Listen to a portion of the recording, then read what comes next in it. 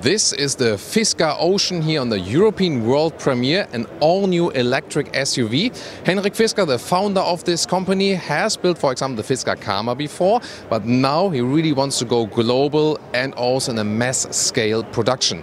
This will be very interesting. Why? Well, first of all, it goes in the same direction as the VW ID.4, the Audi Q4 e-tron, Tesla Model Y, Ford Mustang Mach-E, Kia EV6, Ioniq 5 from the size. 4.77 meters or 188 inches is the length of this EV SUV.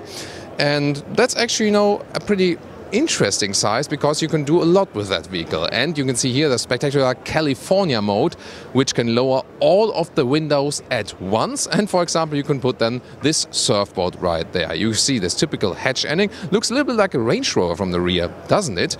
And the trick here, what Henrik Fisker did is they are getting built at Magna Steyr in Österreich, in Austria.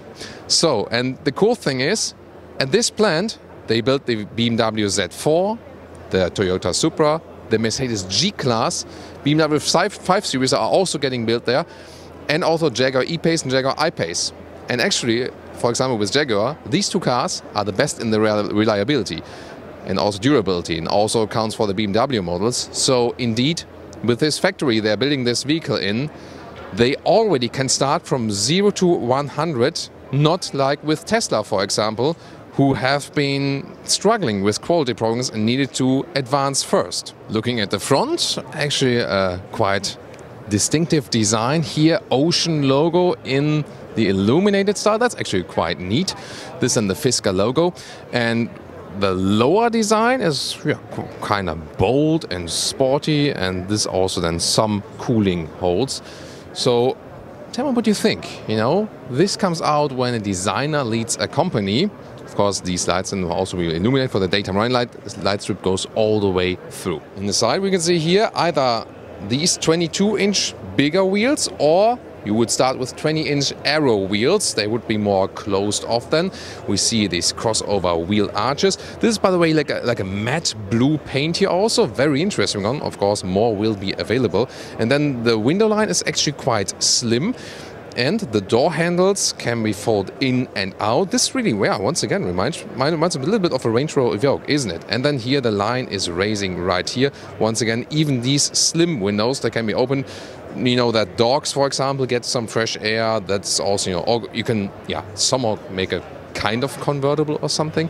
As for battery and range, battery figures at the moment we are filming this one are not released yet, but we expect some either 80 kilowatt hours or around 50 kilowatt hours. Ranges is also once again an estimate, something 500 kilometers or 300 miles with the big battery, and something, like 300 kilometers or 200 miles with a smaller battery. There will either be a front-wheel drive model, acceleration figure around 7 seconds, or all-wheel drive, one electric motor in front, one in the rear, then around 4 seconds. And also an extreme model which has less than 4 seconds then in the acceleration figure. Illuminated logo here at the rear, and a very strong styling with this diffuser style here in the lower end. By the way, they will give 6 years warranty on the whole vehicle. Maybe also the confidence then from the plant. And even when you buy one in the US, you will get one from the plant in Austria, actually.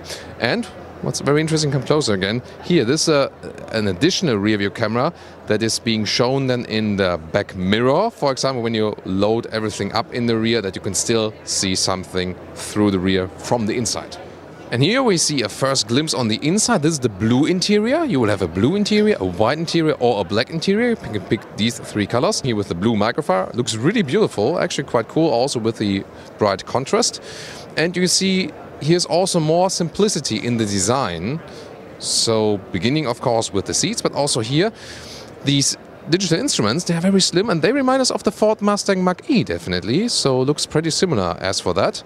And on the steering wheel, it seems like #capacitive BS buttons. So I have to see how they will be controlled while driving. But you maybe see this climate control in the lower part there. This is like a pre-production prototype model. We'll soon show you also one that is more finished already. You will have these temperature controls. That's actually quite cool. And you see the big screen, obviously 17.1 inch. And this is the so-called Hollywood mode when it's horizontal, but you can also tilt it actually. And then it will be in the so-called control mode and will be vertical. Here we also have the silver vehicle for you, and they also turn on the ignition on this one. There you can see this light strip that goes all the way across, then here also through these very slim LED lamps. You can also get this solar roof. You can even open that one here with the panoramic roof. And when the car is often standing on the outside, they promise over the year you can gain up to around 2,500 kilometers or 1,500 miles of range with that. And what you can also see from here, that huge panoramic roof, look at that. The opening is vast. So almost convertible style, right? The charging flap is here in the front left on the driver's side, and 150 kilowatts will be DC charging. And here one more clear perspective for you. 3-quarter in front with that silver vehicle. Which car do you prefer here for today? Did you look at the interior here? You know, somewhat soft touch, like the very top surface is soft touch, but interesting structure. Grey fabric being used here. Then we have the door handles, and then these are the window levers. This you see is a prototype model, so we have to see how it will be in the finished version. This one here, build quality wise, not comparable yet. This is more like a hand-built styling model. You can see here this then the white or bright interior. This then here a grey microfiber and a white leatherette, all animal free, and also animal free steering wheel. Definitely clean styling, and this bright interior looks actually pretty cool, I think. So let me get inside and see about the seating comfort. The seat themselves, they are actually, I think I have to hold the door open like this. Seat themselves is actually quite firm. It's electric control here. At this moment it's not working because the car is not really powered. You sit quite upright indeed. Not sure if the seat will go down further, but here at the moment not too much headroom with 1.86 or 6.1, and the whole dashboard is kind of like very voluminous, so it's not the best visibility to the front. But yeah, indeed, because of that screen and also because of the instrument, it makes a Ford Mustang Mach-E impression. I really like the bright fabric right here, for example, as well. And to me, like one of the most favorite things is really that we will have these buttons here, and this is like a hand-built model at this moment. But I expect them to flip then these buttons, and this then will be here the button where you can actually tilt the screen then and change then from a different mode. This was more than like for driving and see the map and so on, and the horizontal one will be, for example, for watching movies when you push the seats all the way back and then maybe enjoy some entertainment right there. But the seats themselves, from an ergonomics point, they look quite sporty, but they're actually fairly comfortable, and also in the lower part they're a little bit plusher than in the upper part. So interior-wise, from the styling, would definitely pick this one. And I mean, this panoramic roof is really huge. So besides that, you have still like an A-pillar or something. This almost has convertible feeling. And then when you think about this California mode, where all the windows are also down together with the panoramic roof, it's probably the closest to a convertible we can get at the moment in the EV segment. And then one more perspective from here, where you can see once again, yeah, this is the design focus then of Henrik Fisker. Everything with very clean lines, minimalistic design, but not as minimalistic as with Tesla, for example. I really appreciate that we still have the digital instruments to see, but it seems to be that the controls are all we know where we need them actually. There will be cup holders right here, and then here is also then this middle armrest, which can be folded up then in the final model, and some space here behind the screen. And the rear area, also with the same materials at the inside of the doors here. It's a really interesting surface, definitely, in the bright fabric. And you can see here, of course, EV platform, no middle tunnel at all, and seems actually quite spacious and comfortable. But is it actually? Let me get inside there. So let's see. And yeah, seating is actually quite plush here. And here the headroom seems fine. Yeah, it's not too plenty. I mean, we see design with the car is rather flat, but for one reason A6 it fits exactly. So 5 tall adults will be no problem to house right here. You can very well also sit in the middle seat, so this works very well.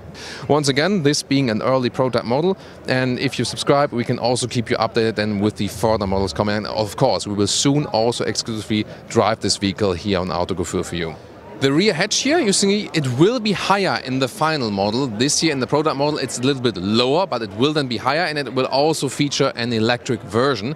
But the interesting thing is here, when it's open, it has kind of square dimensions, actually. You can see it right here. So it doesn't seem too high, but of course in Autogefühl, we really always measure things. So the length is about 90 centimeters or 36 inches. Here, 36 inches, about that's the length. The width here, a good meter or 40 inches, that's kind of like a standard width. And the height will be here around 65 centimeters or 26 inches. And now we're joined by Henrik Fisker, the CEO, and also, of course, the brand is your name, basically. He has designed the BMW Z8 or the Aston Martin DB9. What did you actually think about going from a designer only to building a car yourself? It started with the Karma, obviously. Well, it was a little bit about being able to do everything you wanted to do, which obviously you can't do if you work for another company. And then I had certain ideas about trying to merge sustainability with great design, because at the time I started, there was really only some kind of dorky little electric cars and hybrids, and I thought there must be a way to make some cooler vehicles that people actually want to buy so we can get more electric vehicles on the road. With the Karma, you actually introduced also an animal-free interior before anyone else did that. Yeah. So why is that so important to you? Well, I think it was more about how can we get more sustainability into vehicles, and I think you can create other materials that are much more or feeling as luxurious, as comfortable. So I think it's all a matter of trying to do some progress. It's just like living in a house where you say, maybe I don't leave the light on all the rooms, but you want to have light in one room. And that, yes, you're using energy, but at the end of the day, we're human, and we're going to use some energy, and we're going to do something that's not that great in life, but if we can reduce it, that's going to help. So some people ask themselves now, and maybe also don't know about the history between you and Elon Musk. I know you don't like this question, but are you the next Elon Musk? No, I'm Henrik Fisker, and I'm just a normal guy from Denmark that likes to design cars. Yeah. The background is, they had some dispute, but I guess you don't care about this anymore. Is there any relationship between you, Elon, and you? No, I mean, I'm sure that, he's busy with a lot of things, and I'm busy with my things. And I think, everybody has disputes when they're competitors, but that's been settled, and we are moving on to try and save the world. So the car, as it stands here right now, and I mean, all the time and effort, blood and tears you've put in, and probably like a lot of sacrifices for you and also the people close to you. What does it mean for you that it's actually finally here? It's amazing. I went to the factory and saw the first 50 cars in the production line, and it was amazing, high quality, made in Austria. So that was very cool. And of course, we have a company where people come into work not just to create a product that somebody buys, but really we are trying to change something in an industry. And it's not going to happen overnight. Nobody's perfect, and by far the car industry is not. But if we can get one step further in terms of getting more sustainable mobility, I think that's important. But it only works if people actually likes what you're doing.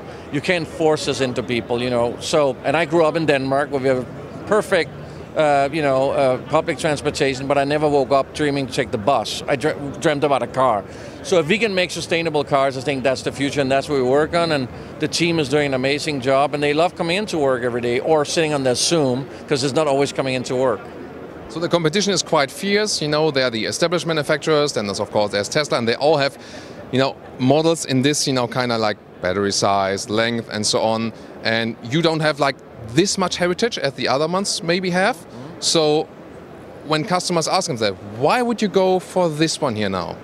Well, I think exactly because we don't have heritage, so we are not bogged down with traditional things. So when we decide, for example, to make a 17.1-inch screen that rotates, nobody else is really doing that. Or we decide to put a giant solar roof on top where everybody says, yeah, but you're never going to get your money back. I don't care. I do it because I think it's cool to have extra free kilometers with super clean energy. Or, we have torque vectoring in our powertrain, so it's going to feel super safe, specifically in an extreme situation where you have to do a quick avoidance maneuver. You're not going to lose control of the car. Or in ice and snow, it's much better. So, we're adding all these special things. California mode, all the windows roll down. You can throw a surfboard in through the back. So I think we have seen from people, actually, they really like all these features. And I think finally, we spend so much time designing the lower part of the vehicle to take a very big volume of the battery pack, so we have the longest range of any crossover or SUV in our segment, 630 kilometers. But you haven't said anything about the batteries yet, right? Maybe now? We haven't said anything about the size, and the reason is the only ones who's interested in the size of a battery is our competitors, and we don't want them to benchmark it. Oh, I see where this is going. All right, right. And you know, California mode looks amazing. It's almost like a convertible, also with a panoramic roof. But have you thought about winter time? Also, like heat pump wise, heat residual system? We have heat pump, yeah, absolutely. I mean, the car is built in Austria and it's going to get tested there, and we have a test in Sweden right now where it's really cold. So yes, absolutely. I mean, winter is super important for us as well. One of our biggest markets is Scandinavia. So we actually have a complete winter package with heated windshield and all that type of stuff. So is this, you know, from quantity-wise, are you going like against Volkswagen and Tesla, or do you more want to be like this niche premium manufacturer? So where this is going, this journey? Yeah, I don't think we want to be niche, but you have to start somewhere. I mean, ultimately, I believe we can sell easily 60,000 vehicles in the US of the Ocean alone. In US, obviously, I think we can sell more. So we are aiming for about 150,000 vehicles a year of the Ocean. We are, of course, also doing another model called the Pair, where, you know, we think ultimately we can make 1 million of those vehicles. So we're definitely going for somewhat of a higher volume. We're looking forward to that. Thank you so much for your time. All right, thank you very much. Good to see you. What do you guys think? Does Fisker here stand a chance against Tesla, Ford, VW, Audi, Kia, Hyundai, and so on? It will be very interesting. This has been the prototype model here so far. Looking forward for the next stage, actually. And yeah, once again, it's an American company based in California, but then built this, you know, vehicle here in Austria. So we will definitely follow all the process. If you want to compare it right now, Ori, from what you've seen, definitely tune into our Tesla Model Y review and also the Kia EV6.